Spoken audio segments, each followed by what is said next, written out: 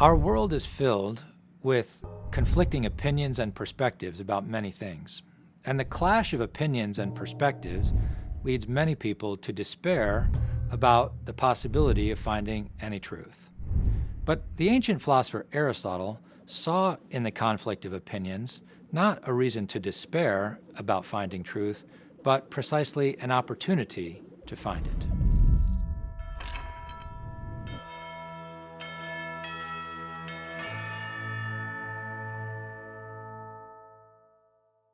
Aristotle was the first to codify a process of inquiry called dialectic.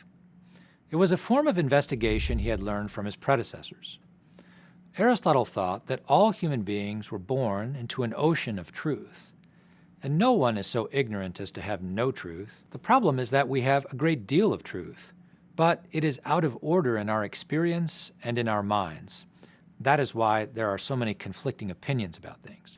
We are all born into a cultural web consisting of experience, literature, music, laws, common opinions, sayings of the wise, and lessons of life that we pick up for ourselves along the way.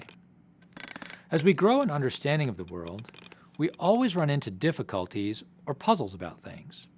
For example, we are taught that snow melts when the temperature is higher than 32 degrees. But then we learn that on the top of the Rocky Mountains, there is snow, and the temperature is higher than 32 degrees. What we have here is a difficulty, or puzzle, that needs to be resolved. Aristotle thought of all progress in understanding as a matter of confronting these kinds of difficulties, wrestling with them, drawing distinctions, and gaining insights.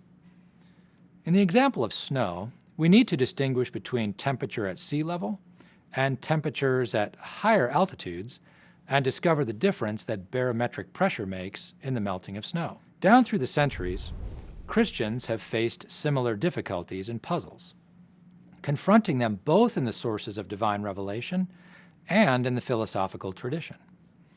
Certain scriptural passages, for example, can seem to conflict, or two fathers of the church can seem to have conflicting interpretations of the same passage. These are exactly the sorts of difficulties that are part of the human process of growing in understanding.